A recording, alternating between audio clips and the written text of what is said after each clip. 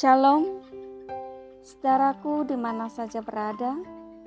Pada hari ini kita akan bersama-sama merenungkan firman Tuhan yang terdapat dalam Markus pasal 7 ayat yang ke-24 sampai dengan ayat yang ke-30.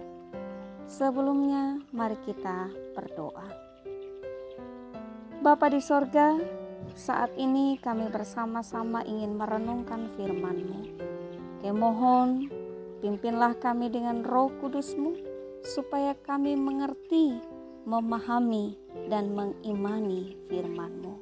Terima kasih Bapa di sorga, di dalam Yesus Kristus kami berdoa. Amin.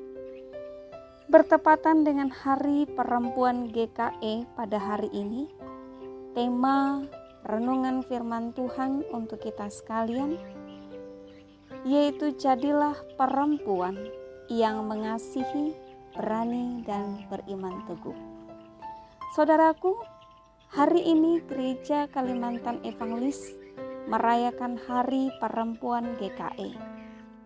Perayaan Hari Perempuan ini menyatakan bahwa gereja kita menempatkan kaum perempuan dalam tempat yang sama seperti laki-laki.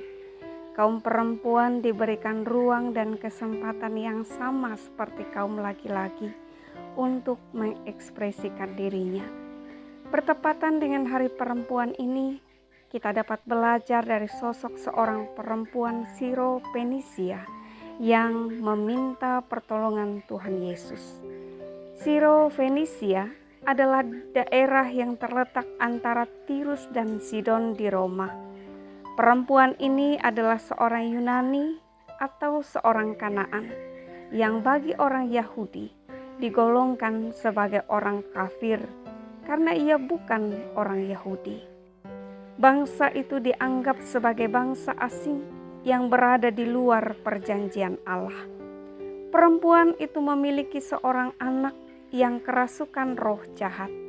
Ketika ia mendengar kabar tentang Tuhan Yesus, datanglah ia menjumpai Tuhan Yesus dan meminta pertolongannya. Tuhan Yesus pun menjawab pada ayat yang ke-27, "Biarlah anak-anak kenyang dahulu, sebab tidak patut mengambil roti yang disediakan bagi anak-anak dan melemparkannya kepada anjing." Kata-kata Tuhan Yesus ini memang kedengaran kasar, tetapi ia mau mengatakan bahwa berkat Allah terlebih dahulu diberikan kepada umat yang percaya kepadanya, kemudian baru diberikan kepada bangsa lain. Tuhan Yesus ingin mempertahankan martabat bangsa Israel sebagai umat Allah.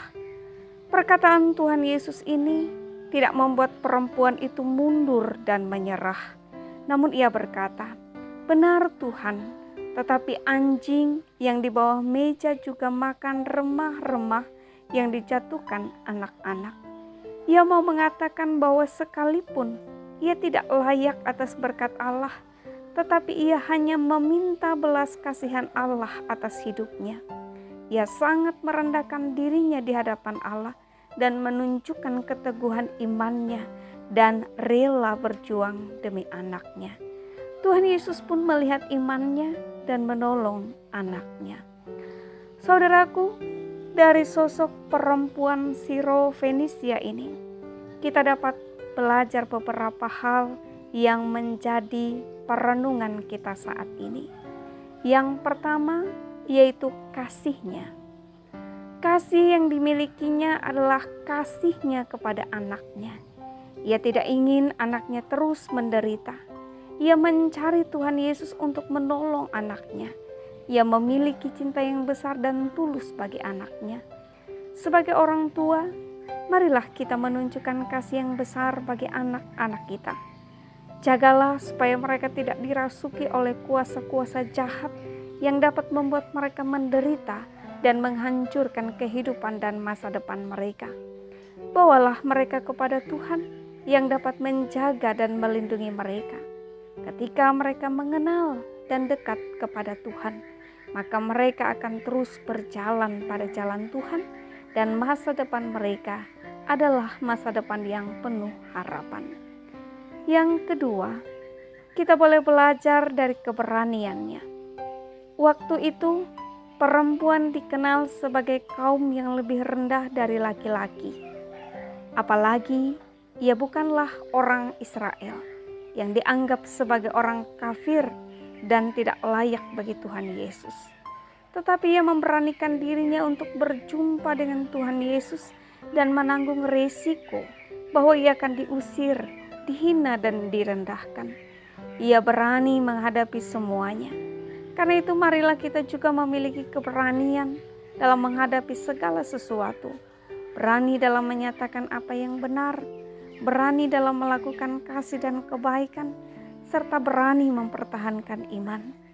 Secara khusus bagi kaum perempuan gereja Kalimantan Evangelis, baik pemimpin gereja, para perempuan yang mengabdi bagi bangsa dan negara, para pejuang keluarga, ibu rumah tangga, dan semua perempuan gereja. Jadilah perempuan yang berani dalam memperjuangkan kebenaran, dalam mengekspresikan diri dan berinovasi. Tunjukkanlah kualitas diri dan kemampuan yang kita miliki, namun tetap menaruh hormat terhadap kaum laki-laki. Yang ketiga, kita boleh belajar dari imannya. Sekalipun ia bukan umat Israel atau umat Allah, tetapi ia percaya kepada Tuhan Yesus, bahwa Tuhan Yesus berkuasa menyembuhkan anaknya. Ia bersedia merendahkan dirinya di hadapan Tuhan Yesus dan menyatakan kepasrahannya. Imannya inilah yang membuat Tuhan Yesus mengabulkan permohonannya. Saudaraku, apabila perempuan Siro-Fenisia yang bukan umat Allah ini beriman kepada Allah, terlebih lagi kita sebagai pengikut Kristus, kita harus lebih lagi menyatakan iman percaya yang kuat kepada Tuhan Yesus melalui pikiran, perkataan, dan perbuatan kita. Jadikanlah hidup kita sebagai teladan dalam iman dan dalam kerendahan hati kita untuk mengabdi kepadanya. Amin. Selamat merayakan Hari Perempuan GKE. Tuhan Yesus memberkati.